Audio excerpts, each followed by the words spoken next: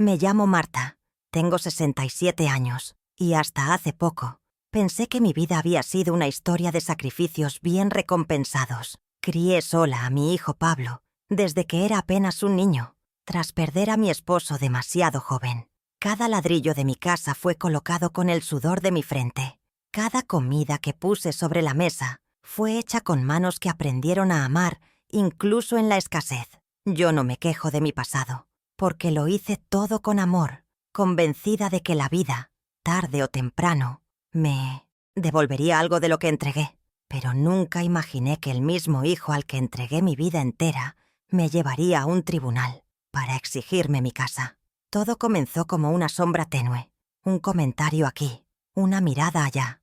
Mónica, la esposa de Pablo, siempre tan impecable, tan dulce en apariencia, empezó a mostrar un rostro que yo no quería ver. «¡Qué grande es esta casa para una sola persona!», decía, acariciando el respaldo de mis sillas como quien evalúa una propiedad. Al principio me reí, como hacen las madres que no quieren ver lo que duele. Pero esas palabras se volvieron rutina. Después vinieron los olvidos, las visitas sorpresas, las miradas entre ellos cuando yo decía algo que no aprobaban. Pablo comenzó a tratarme como si fuera una niña caprichosa.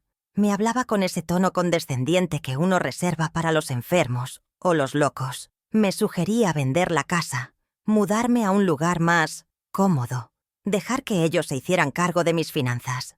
Mi casa, la casa que construí, sola. La misma en la que él dio sus primeros pasos. Aquella cocina donde curé sus rodillas raspadas. El comedor donde celebramos su graduación. El jardín donde enterramos a nuestro primer perrito. Cada rincón tenía un pedazo de mi alma. Pero lo más cruel no fueron las palabras, fue el silencio. Ese silencio con el que Pablo aceptaba los planes de Mónica, sin mirarme a los ojos, sin defenderme como antes. Las cenas dominicales se volvieron reuniones tensas. Ella llegaba con carpetas, folletos de residencias y una sonrisa que nunca llegaba a sus ojos. Yo, sentada en mi propia mesa, me sentía una intrusa, como si estorbara en un lugar que yo misma construí. Empecé a callar más, a observar. Me dolía ver a mi hijo tan lejos, aunque estuviera frente a mí. Si alguna vez sentiste que ya no pertenecías al lugar que tú misma levantaste con amor, si el silencio de los tuyos pesa más que cualquier palabra, te invito a que te quedes conmigo en esta historia. Suscríbete a este canal, porque hay voces como la mía que aún merecen ser escuchadas. Un día Mónica apareció sin avisar, un martes por la mañana, con una carpeta en la mano y esa voz suave que usaba para envolver el veneno. «Suegra querida, estamos preocupados por usted», dijo mientras abría papeles frente a mí. Eran formularios, evaluaciones, propuestas legales para designar un tutor. Pablo, según ella, ya había hablado con abogados. Yo los miraba desde el otro lado de la mesa y sentía cómo el suelo bajo mis pies empezaba a desmoronarse. No era solo una sugerencia, era un plan en marcha. Desde ese momento, su presencia en mi casa fue más constante. Llegaban sin avisar, revisaban mis papeles, preguntaban si tomaba mis medicamentos, si recordaba los pagos. Cada duda lanzada al aire era una semilla que buscaba germinar en el terreno del desprestigio. Mi autonomía, mi memoria, mi capacidad de decidir estaban siendo puestas en duda por quienes alguna vez me llamaron madre y suegra querida. Me sentía acorralada en mi propio hogar. No podía dormir. Las noches eran eternas. Escuchaba pasos, susurros, el clic de los cajones. Empezaron a mover cosas del lugar, reorganizar mi cocina, cambiar mis rutinas. «Es por su bien», decían. Pero yo sabía que lo hacían para demostrar que yo estaba perdiendo el control. Una noche, mientras escuchaba a Pablo hablar por teléfono en el patio, comprendí todo. Querían declararme incompetente para quedarse con todo. Mi hijo, mi propio hijo. El dolor fue indescriptible. No por la casa, no por el dinero, sino porque me miraban y ya no veían a Marta, la mujer que los cuidó, que los amó, que se partió la espalda para que no les faltara nada. Me veían como un estorbo. Mónica me vigilaba, Pablo me interrogaba, y yo, que una vez fui su mundo, ahora era una carga que querían quitar del camino. Pero dentro de mí Algo despertó. No era rabia, era claridad. Una claridad que llega cuando la dignidad te susurra que no mereces tanto desprecio. Si ellos querían jugar sucio, descubrirían que no estaban tratando con una anciana frágil, sino con una madre que lo había dado todo, y no pensaba dejar que le arrebataran su historia sin luchar. Comencé a tomar notas, a guardar documentos, a observar, como ellos lo hacían conmigo. Iba a ser su peor error. Cada vez que Pablo traía una conversación, yo fingía distracción. Pero estaba atenta, tomaba nota mental de todo, de las cuentas que mencionaba, de los nombres que dejaba escapar sin querer, de los documentos que olvidaba encima de mi escritorio. Había pasado años criando a un hijo que ahora me trataba como una niña despistada, y sin embargo, no se daba cuenta de que yo lo observaba como nunca antes. Una tarde, encontré en la impresora un documento que no era mío. Era un contrato de préstamo hipotecario, usando mi casa como garantía. Mi firma estaba allí, falsificada. Sentí un escalofrío que me recorrió entera. No era solo manipulación emocional. Estaban dispuestos a cometer delitos con tal de sacarme del camino. Fue entonces cuando decidí que necesitaba ayuda profesional. Llamé a Enrique, mi abogado de toda la vida. Enrique siempre fue más que un abogado. Fue quien me ayudó a comprar mi primera casa, quien me asesoró cuando quedé viuda, quien me enseñó a proteger lo poco que tenía. Cuando le conté lo que estaba pasando, guardó silencio por unos segundos. «Marta», me dijo con esa voz grave y serena, «esto que me cuentas no es solo indignante, es ilegal, y vamos a detenerlo. Durante semanas trabajamos en silencio. Revisamos mis cuentas, mis propiedades, mi testamento. Enrique contactó a un investigador privado y a un contador forense. Mientras Pablo y Mónica seguían su plan creyendo que me debilitaban, yo me fortalecía en el sigilo. Había aprendido a ser madre sola. Ahora estaba aprendiendo a defenderme sola también. Y había algo poderoso en eso. Mientras ellos preparaban su jugada final, yo preparaba la mía. Cuando finalmente Pablo me citó a un tribunal para proteger mis intereses, como él dijo con voz afectada, yo ya tenía todo listo. No lloré, no discutí, solo caminé al juzgado con una carpeta sellada en mi bolso. Dentro estaban las pruebas de sus delitos, pruebas suficientes para destruir su carrera y exponer la verdad. Cuando el juez me pidió hablar, me levanté despacio. Sentía mis piernas temblar, pero mi voz salió firme. «Señoría», dije, «antes de que tomen una decisión sobre mi capacidad mental, quisiera entregar este sobre». El silencio en la sala fue absoluto. El juez lo abrió, leyó y frunció el ceño. Luego levantó la mirada y dijo 3 palabras que cambiarían todo. «Que entre la policía». Mónica palideció. Pablo intentó interrumpir, pero ya era tarde. 2 agentes se acercaron al estrado. Uno de ellos tomó la carpeta. El otro me preguntó suavemente si estaba bien. Asentí. Por primera vez en mucho tiempo, me sentí protegida. No porque otros me defendieran, sino porque yo había tenido el valor de defenderme a mí misma. Ese fue el verdadero triunfo.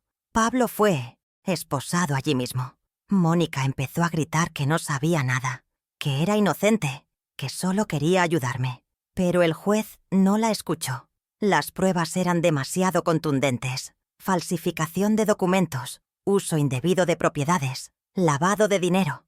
Mi propio hijo había usado mi nombre para cubrir sus deudas de juego. Y todo estaba documentado. Mientras se lo llevaban, Pablo me miró con ojos desorbitados. «Mamá, ¿cómo pudiste?», murmuró. Yo no respondí. No había nada que decir. Él había tomado una decisión hace mucho tiempo. La de traicionar a la mujer que lo dio todo por él. Yo solo había puesto un espejo frente a sus actos. No era venganza, era justicia, silenciosa, dura, necesaria. Después del juicio volví a casa sola. La casa estaba en silencio, pero no era ese silencio hostil de los últimos meses. Era un silencio nuevo, limpio, un silencio que anunciaba paz. Caminé por las habitaciones, toqué las paredes, abrí las ventanas. Por fin, mi hogar me pertenecía de nuevo. Ya no era un campo de batalla. Era mi refugio, y nadie me lo volvería a quitar. Los días siguientes fueron extraños. Aunque había logrado defender mi hogar y exponer la verdad, El dolor no desapareció de inmediato. Caminaba por mi casa como una sobreviviente. Cada rincón me recordaba a la mujer que fui y a la ingenuidad con la que abrí la puerta a quienes terminaron traicionándome. Pero también sentía algo nuevo, una semilla de poder creciendo dentro de mí. Había enfrentado a mi propio hijo y no me había derrumbado. La noticia se esparció rápido por el barrio. Algunas vecinas me llamaron con incredulidad. «¿Cómo que Pablo está preso?», preguntaban. Yo respondía con frases cortas. No quería repetir la historia una y otra vez. No era por vergüenza, era por cansancio, porque cada palabra revivía una herida. Pero una tarde, mientras tomaba té con Amalia, mi vecina más cercana, ella me miró a los ojos y dijo algo que nunca olvidaré. «Marta, no solo salvaste tu casa, te salvaste a ti misma». Tenía razón.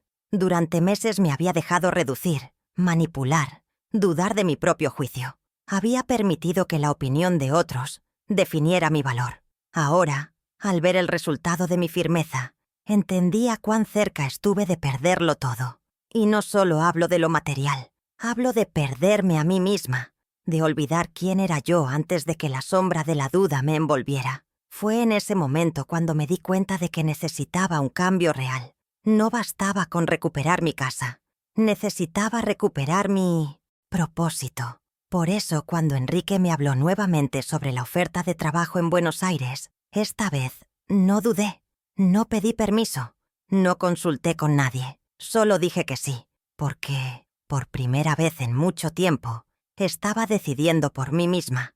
La empresa inmobiliaria quería que viajara por 6 meses para asesorar proyectos, evaluar propiedades, compartir mi experiencia en el mercado. Me ofrecieron un apartamento elegante en el centro, un salario generoso y, sobre todo, respeto. Ese respeto que mi familia me había negado. Enrique se encargó de todos los detalles. El vuelo estaba programado para el miércoles siguiente. El martes por la noche me senté en la cama y lloré. No de tristeza, sino de alivio. Pero antes de partir, necesitaba cerrar un capítulo. Llamé a Pablo. Desde la cárcel, me atendió con voz apagada. Me pidió perdón. Me dijo que estaba en tratamiento, que estaba enfrentando sus errores, que sabía que me había fallado. Escuché en silencio. No dije mucho, solo que necesitaba tiempo, que no sabía si algún día podría perdonarlo. Colgamos sin promesas, sin rencores, solo con la distancia necesaria para que cada uno sanara.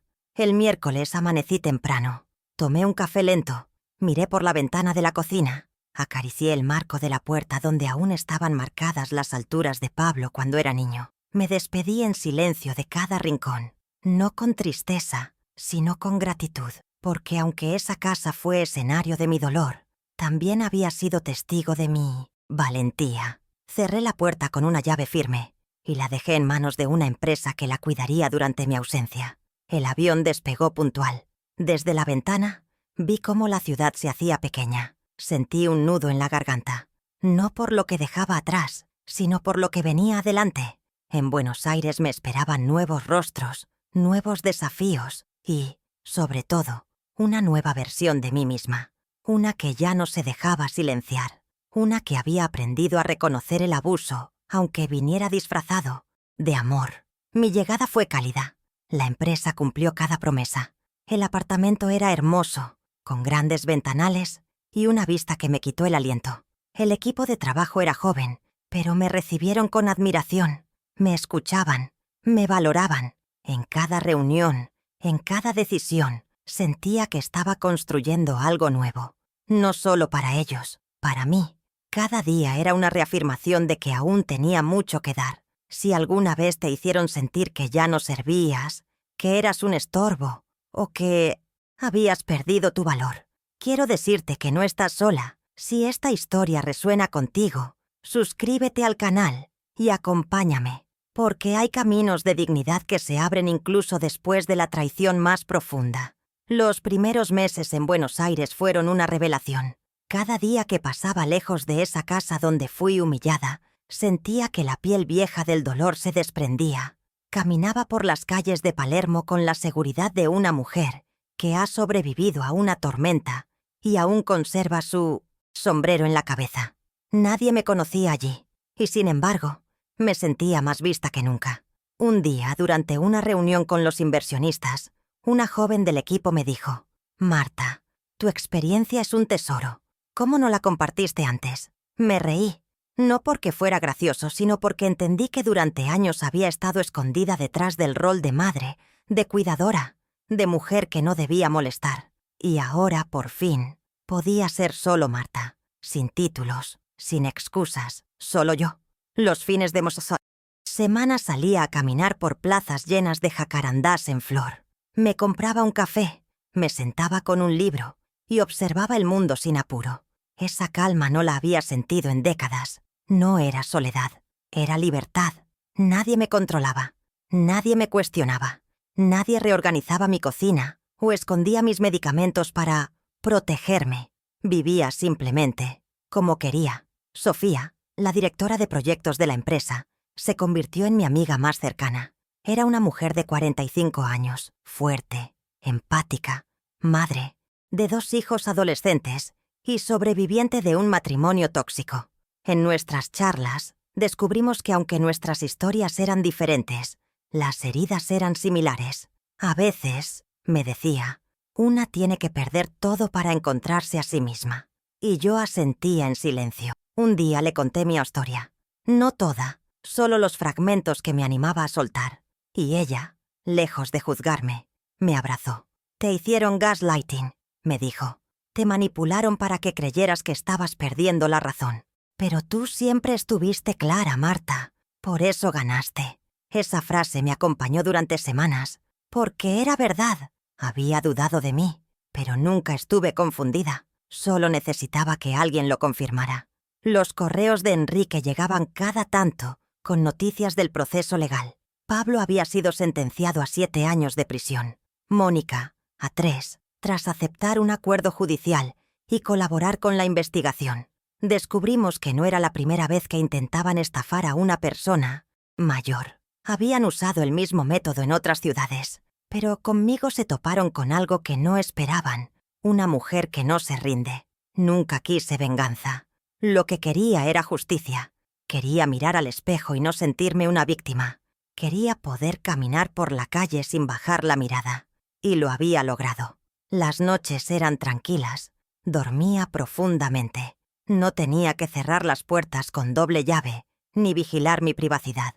En mi apartamento de Buenos Aires, todo era mío. Mi espacio, mis decisiones, mi paz. Con el tiempo incluso mi cuerpo cambió. Mis hombros ya no estaban caídos. Mi espalda se enderezó. Caminaba más erguida, no por vanidad, sino por dignidad.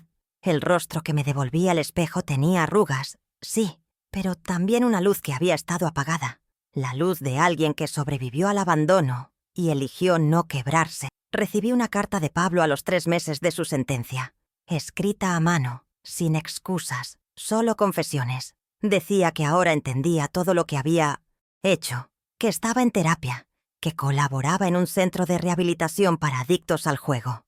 «No espero tu perdón», escribió. «Solo quiero que sepas que me arrepiento».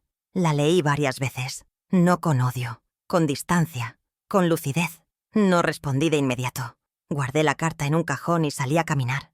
Quería sentir el aire, el ruido de la ciudad, la vida latiendo sin presiones. A lo lejos, vi a una mujer mayor con su nieta en brazos. Sonreían. Y por un momento, me imaginé en otro universo, donde Pablo no se había perdido, donde Mónica no existía, donde yo no tuve que defenderme de los míos. Pero ese universo no era real, y yo ya no vivía de fantasías. Volví a casa esa tarde con una claridad serena.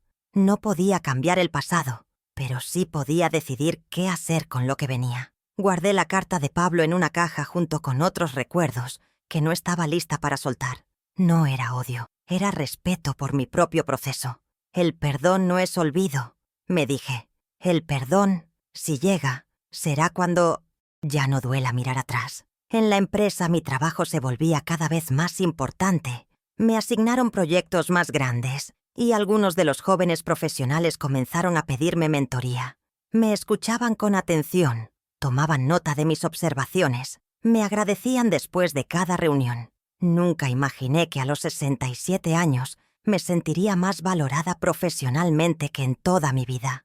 Una mañana, durante una reunión de estrategia, uno de los socios me dijo: «Marta, tus análisis son de una precisión quirúrgica. ¿Has pensado en quedarte más tiempo con nosotros?». Sonreí.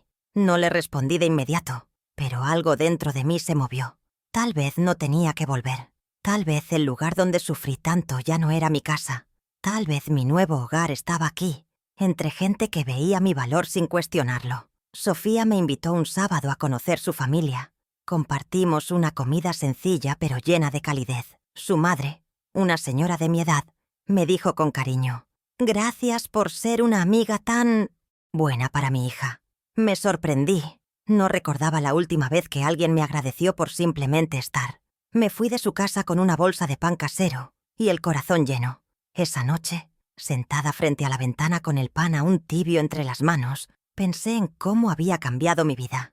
De ser una mujer asediada por su propio hijo, a ser una profesional respetada en otro país. De sentirme invisible, a ser buscada por mi experiencia. No era una segunda oportunidad, era una nueva vida. Y lo mejor, la había construido sola. Poco a poco, comencé a recuperar pequeños placeres. Volví a leer novelas que había dejado pendientes por décadas. Compré plantas para decorar mi apartamento. Me inscribí en un curso de historia del arte. Nadie me decía que era ridículo hacerlo a mi edad. Nadie me vigilaba. Nadie me controlaba. Era libre. Y eso, a esta altura de mi vida, era el regalo más valioso. Los domingos ya no eran dolorosos. Ya no tenía que preparar comidas para personas que me miraban con desprecio. Ahora salía a ferias, recorría museos, escribía en un diario personal que se estaba llenando de reflexiones, poemas, recetas, ideas. No eran grandes cosas, pero eran mías. Eran rastros de una mujer que estaba viva. Y no solo respirando, viviendo. Enrique me llamó un día para contarme que la casa había sido inspeccionada por una empresa de administración. Todo estaba en orden. Me preguntó si quería venderla o mantenerla alquilada. Le pedí tiempo. No quería decidir con prisas. Esa casa tenía historia, pero también tenía cicatrices. No sabía si algún día querría volver. Y eso estaba bien. No todo debe resolverse de inmediato. Pablo envió una segunda carta.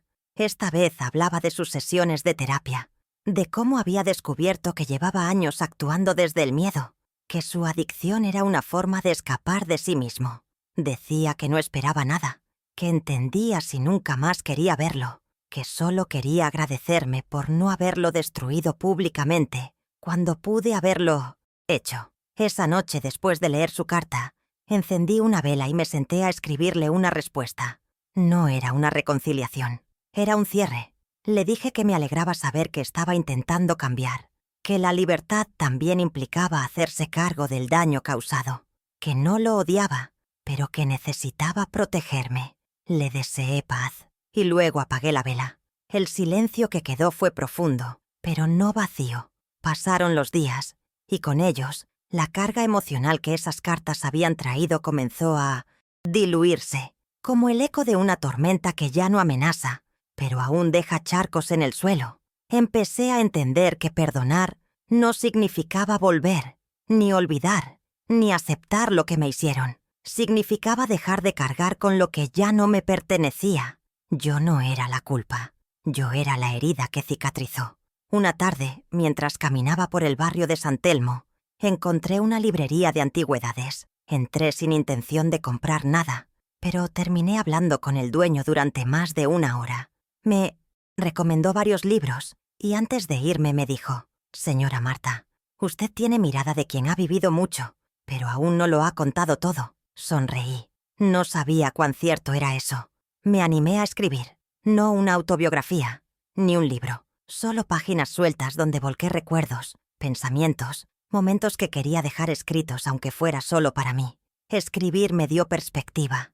Me ayudó a comprender que había sobrevivido a una forma de violencia silenciosa que muchas mujeres mayores enfrentan. Ser tratadas como muebles viejos en casas que ayudaron a construir. Sofía fue quien me alentó a compartir algunos de esos textos en un pequeño círculo de lectura local. Al principio me negué. No por vergüenza, sino por inseguridad. ¿A quién le importarían mis palabras? Pero insistió. Tu historia puede ser la de muchas, Marta. Y si tú no la cuentas, ¿quién lo hará? Así que lo hice. Leí mi texto en voz alta por primera vez en décadas. Y lloré, pero también me aplaudieron. Después de esa noche, varias mujeres se me acercaron. Una me abrazó y me dijo, mi hija también me hizo sentir invisible. Otra, con lágrimas, confesó, yo también firmé papeles sin saber lo que eran. Me di cuenta de que no estaba sola, que lo que viví no era un caso aislado. Era un espejo roto que muchas sosteníamos en silencio, sin atrevernos a mirarnos en él. El círculo se volvió un espacio sagrado. Nos reuníamos cada jueves, leíamos, compartíamos, reíamos, llorábamos. No éramos víctimas, éramos supervivientes. Y cada historia era una chispa que encendía algo en otra. Descubrí que sanar también es tender la mano, no solo para pedir ayuda, sino para ofrecerla. Había tanto poder en el acto de escuchar, tanto alivio en el de ser escuchada. Una de esas mujeres, Clara, me dijo un día, Marta, deberías escribir un libro. Me reí. ¿Un libro a los 68? ¿Y por qué no? Respondió. Hay quienes pasan toda la vida hablando sin decir nada. Tú tardaste toda una vida en hablar, y ahora que empezaste, no deberías callarte. Guardé sus palabras como un tesoro. No sabía si escribiría un libro, pero sí sabía que nunca más volvería a callar. El trabajo en la empresa seguía floreciendo. Me ofrecieron un cargo de asesora permanente. Ya no era solo una consultora temporal. Me querían allí, con contrato, beneficios y, sobre todo, con respeto. Acepté. No por el dinero, sino porque era un reconocimiento merecido. Uno que había tardado demasiado en llegar. Uno que me recordaba que nunca es tarde para empezar de nuevo. Con ese nuevo cargo vino una mudanza. Dejé el apartamento de alquiler y compré uno propio. Era pequeño, acogedor, lleno de luz. Lo decoré con plantas, fotografías de paisajes, recuerdos de mi nueva vida. No tenía retratos familiares en las paredes. No por dolor, sino por decisión. Ese era un hogar construido desde cero, solo con lo que me hacía bien. Una tarde de lluvia, mientras tomaba té con Sofía, le dije, ¿sabes qué es lo más extraño? No extraño nada de lo que dejé atrás. Ella me miró con ternura. Eso no es extraño, Marta. Eso es libertad. Y tenía razón. Por primera vez en mi vida, no había nostalgia. Solo gratitud por haber sobrevivido, por haberme elegido, por haberme reconstruido con mis propias manos. Pasaron 6 meses desde mi llegada a Buenos Aires. Cuando miraba hacia atrás, me costaba reconocer a la mujer que temblaba de miedo frente a su propio hijo. Ahora era otra. No más fuerte, no más dura, sino más consciente. Ya no pedía permiso para ser yo. Ya no necesitaba validación. Había entendido que la dignidad no es negociable y que a veces alejarse es la forma más pura de amor propio. Mi círculo de lectura creció. Mujeres de diferentes barrios se acercaban. Algunas traían historias más terribles que la mía. Otras, heridas invisibles que llevaban décadas sangrando en silencio. No éramos terapeutas ni salvadoras. Éramos espejos. Escucharnos era como mirarnos sin filtros. Y eso, en una sociedad que insiste en volvernos invisibles a cierta edad, era una revolución silenciosa. Una noche, mientras preparaba una presentación para un seminario de inversiones, me encontré con una foto vieja. Pablo con su diploma en la mano, yo abrazándolo, con el rostro iluminado de orgullo. La miré largo rato. No sentí rencor, solo tristeza. No por lo que hizo, sino por lo que perdió.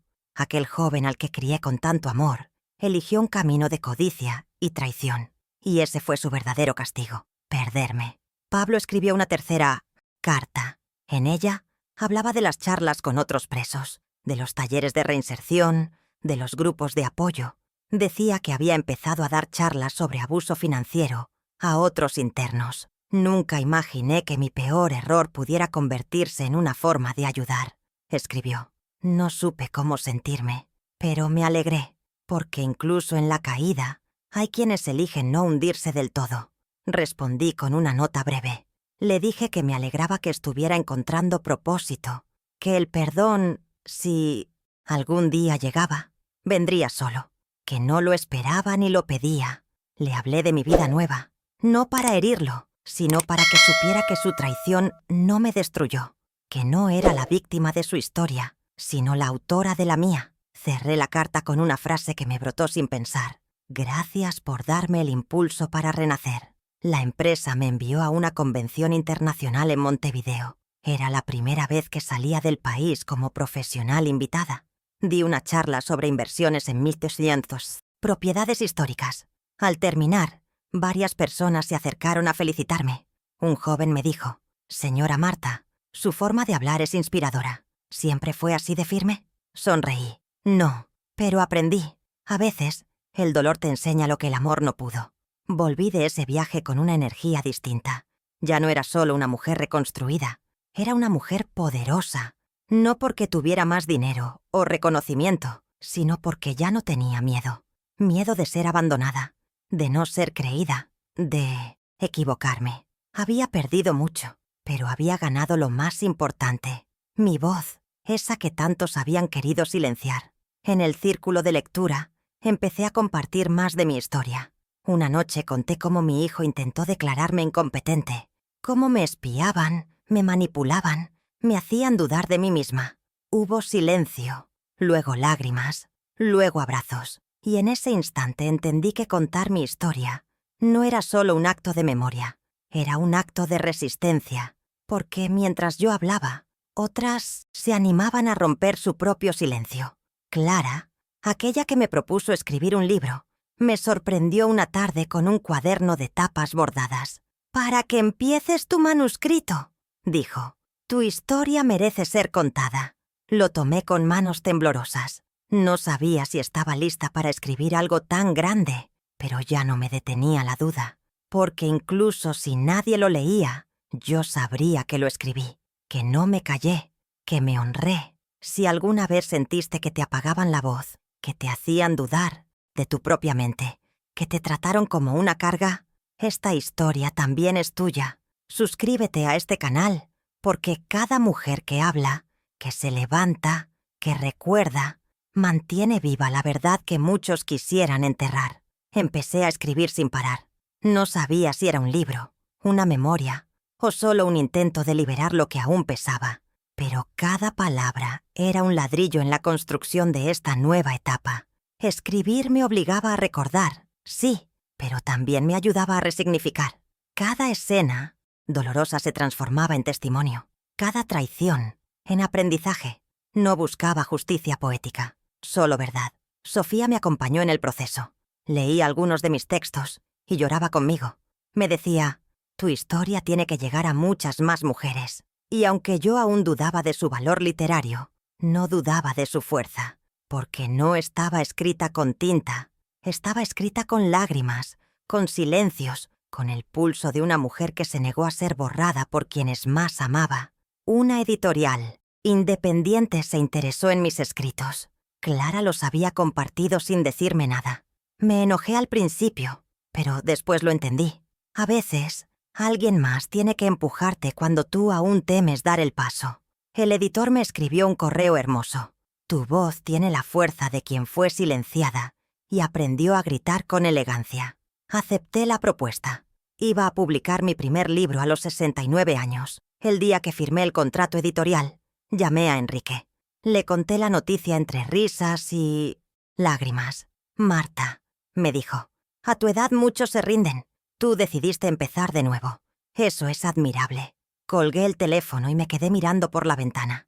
Había nubes en el cielo, pero ninguna sombra en mi alma.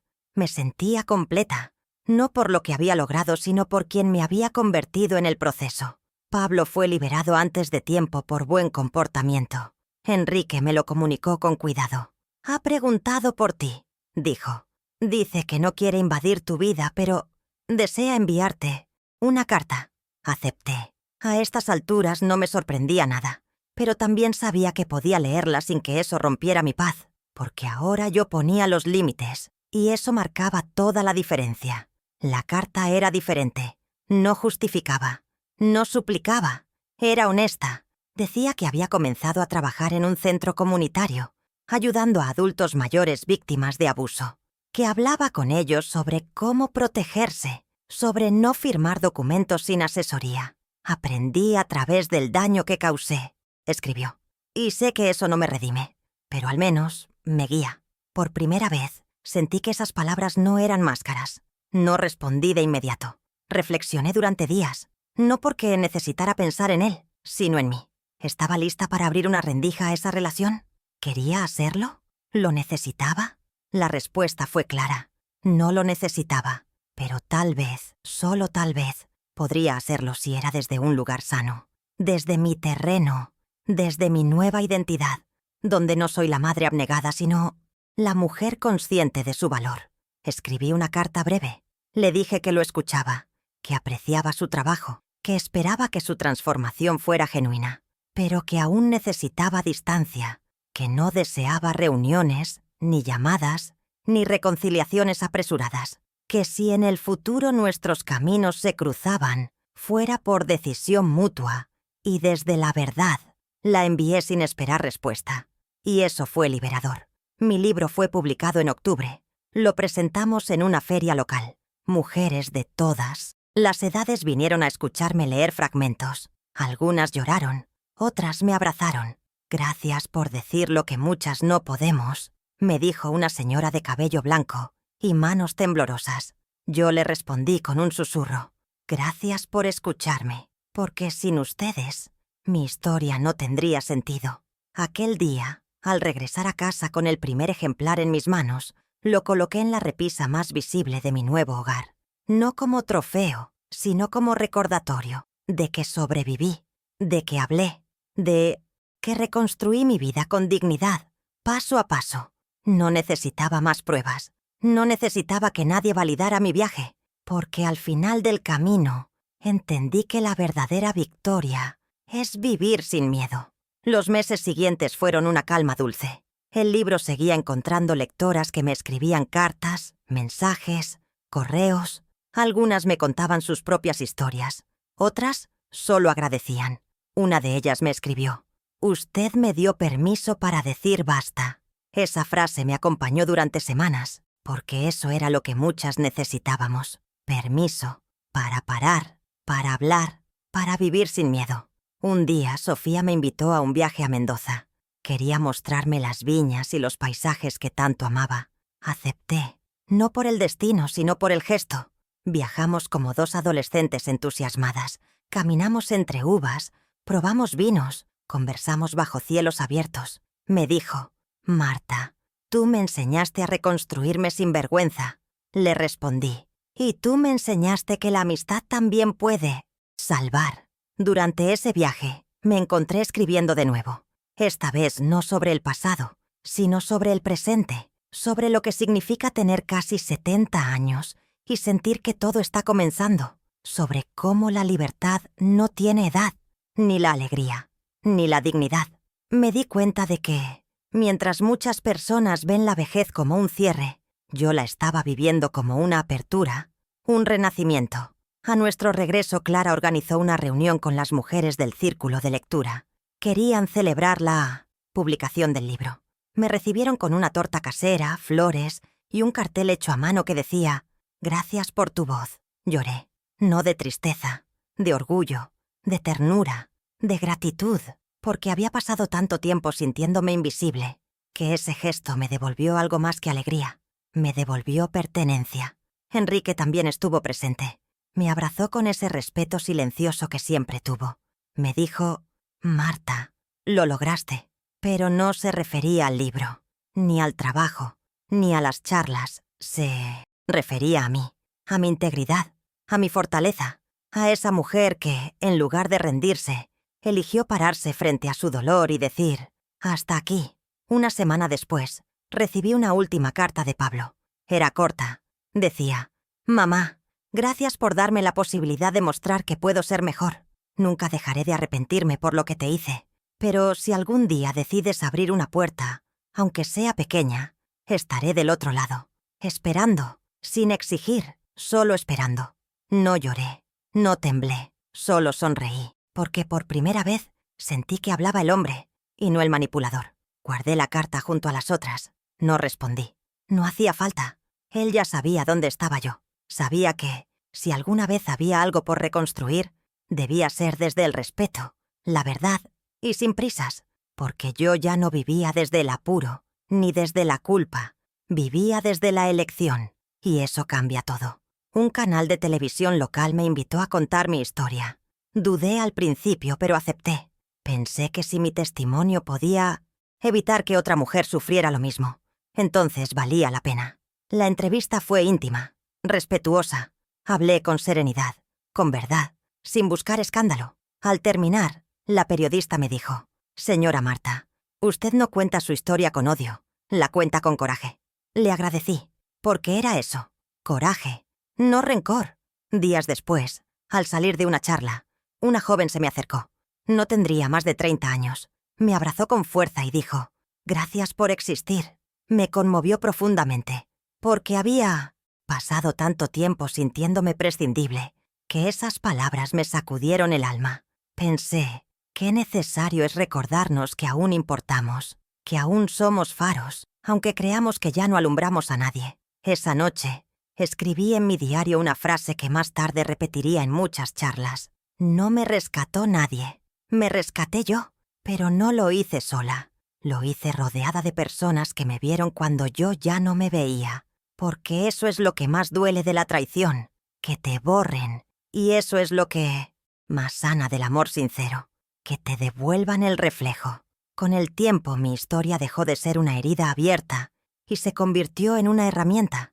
Ya no hablaba desde el dolor, sino desde la experiencia. Y eso cambiaba todo. Porque cuando una mujer mayor se para frente a un público y dice con firmeza: «Esto me pasó», no solo está contando su historia, está abriendo un camino para otras. Un camino que dice: «Tú también puedes salir». Me invitaron a varios eventos comunitarios, colegios, asociaciones de adultos mayores. No era famosa, pero mi historia tenía eco, y ese eco llegaba a rincones donde otras voces no entraban. Una vez, una señora de 82 años se me acercó y me susurró: «Mi hija quiere llevarme a un hogar. Yo no quiero ir. ¿Estoy siendo egoísta?». La abracé con ternura. «No, señora. Está siendo valiente». Esos encuentros me alimentaban, no en el sentido literal, sino en lo profundo. Me hacían sentir útil. Me recordaban que los años no son una sentencia, son un capital, una reserva de sabiduría que aún tiene mucho para dar. A veces, me sentaba en el balcón de mi departamento y miraba las luces de la ciudad con una sonrisa que salía del alma. Había paz, había propósito, había Marta. Pablo no volvió a escribirme, y yo no lo esperaba. Ya no necesitaba respuestas. Lo que me hacía falta ya lo había construido con mis manos, con mi tiempo, con mi silencio. No guardaba resentimiento, pero tampoco ilusiones. Él era parte de mi historia, sí, pero no era mi final. Mi final lo estaba escribiendo yo, con cada decisión, con cada paso, con cada día que despertaba sin miedo. Mi libro fue traducido al portugués y al italiano.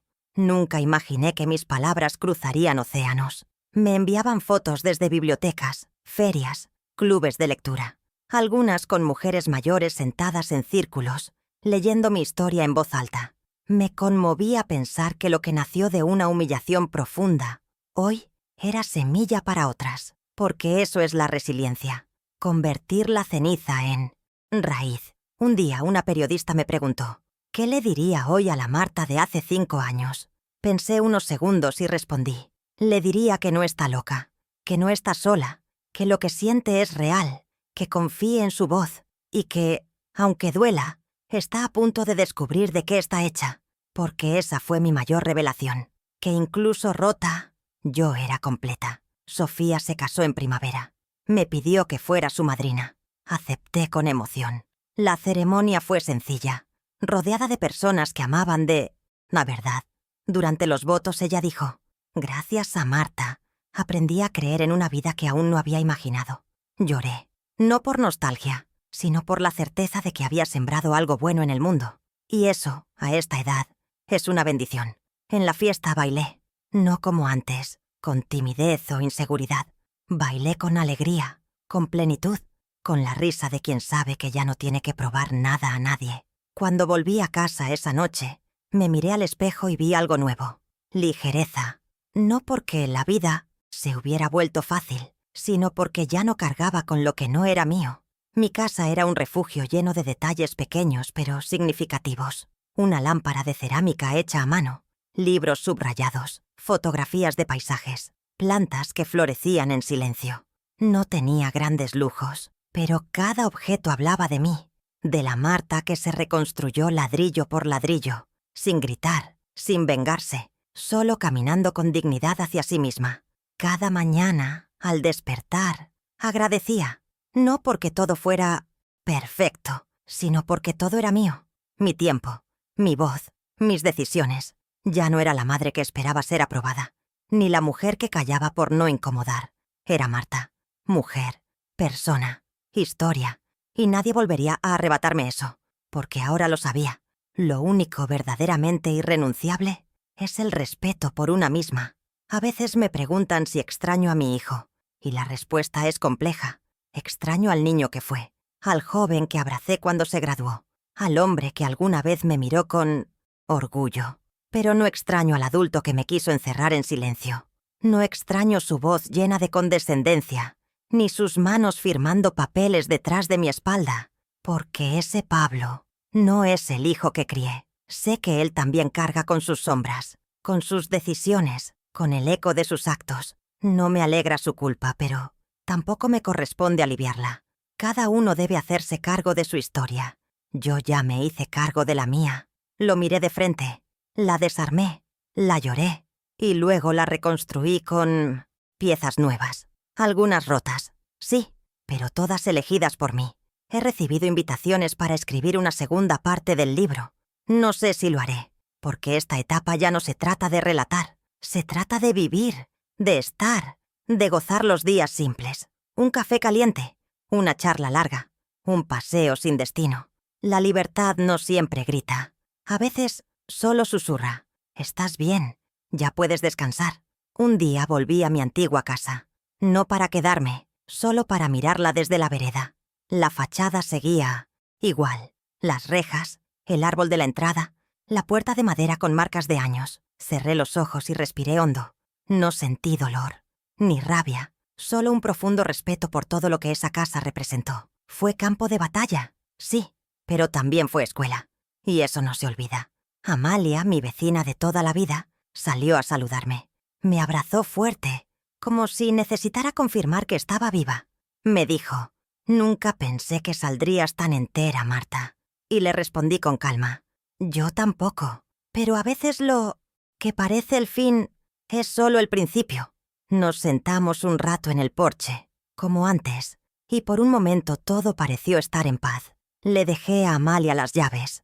Le pedí que siguiera cuidando el jardín como hasta ahora, que no se preocupara, que no pensaba volver a vivir allí.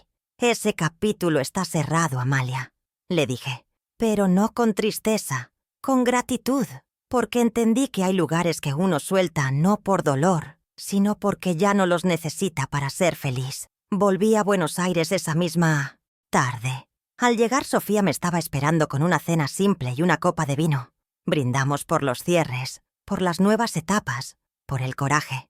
Me miró a los ojos y dijo: «Eres la mujer más valiente que conozco». Yo reí, porque si ella supiera cuántas veces sentí miedo no diría eso. Pero también entendí que el coraje no es no tener miedo, es caminar, incluso temblando. Esa noche soñé con mi madre. Estaba sentada en la vieja mecedora tejiendo como cuando yo era niña. Me decía: «Marta, lo hiciste bien». Me desperté con los ojos húmedos y el pecho liviano, porque quizás, después de todo, no era solo por mí que lo había hecho. Era por ella, por todas, por cada mujer que fue callada, ignorada, relegada, por cada una que se sintió menos en su propia casa. A la mañana siguiente abrí las ventanas de par en par. Entró el sol, el viento y una certeza nueva. Lo logré. No perfecta, no sin cicatrices, pero completa, viva, firme.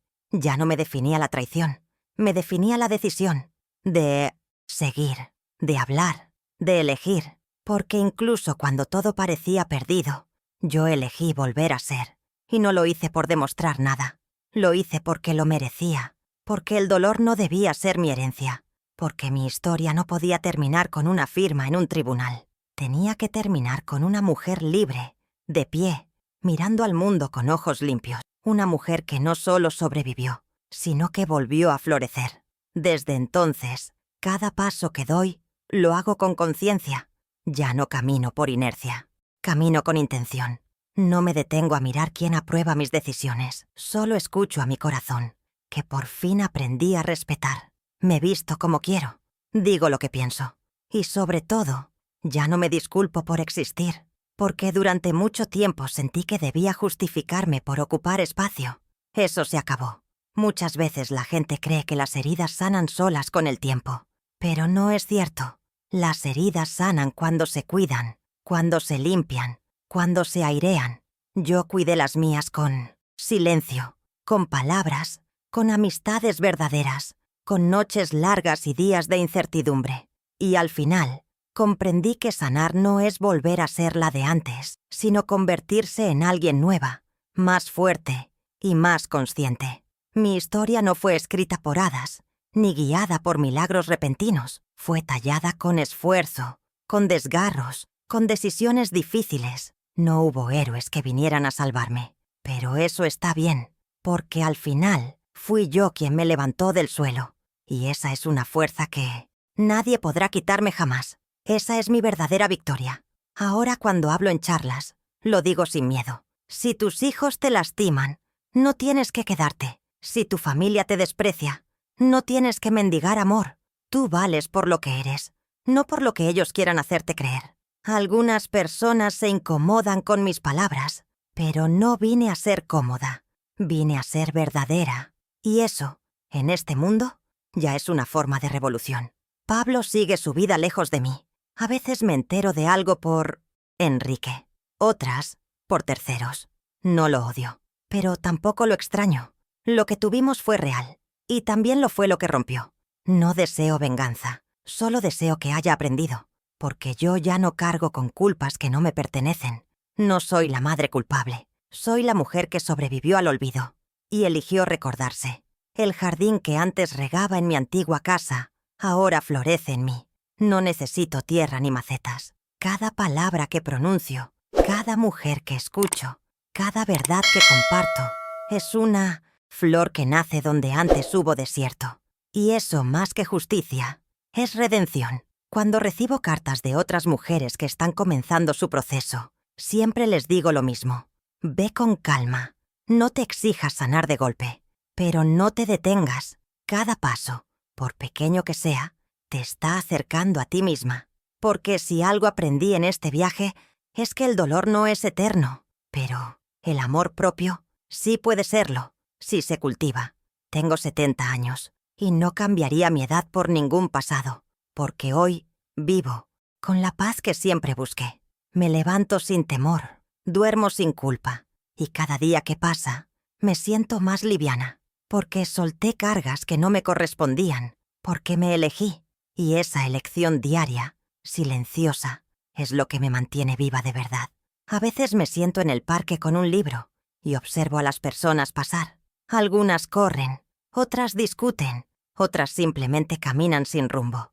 Yo ya no corro, yo contemplo, porque aprendí que no hay prisa para llegar a uno mismo, que el destino no está afuera, está aquí, en el pecho, en la memoria, en la voz. Y ahora que recuperé mi voz, no la voy a volver a perder. Si esta historia tocó tu alma, si alguna vez sentiste que te arrancaban tu lugar, tu valor o tu voz, no estás sola. Suscríbete al canal y comparte este video con otras mujeres que necesiten recordarse, porque cada testimonio, como este, es un faro en medio de la tormenta, y juntas podemos ser más que sobrevivientes, podemos ser luz.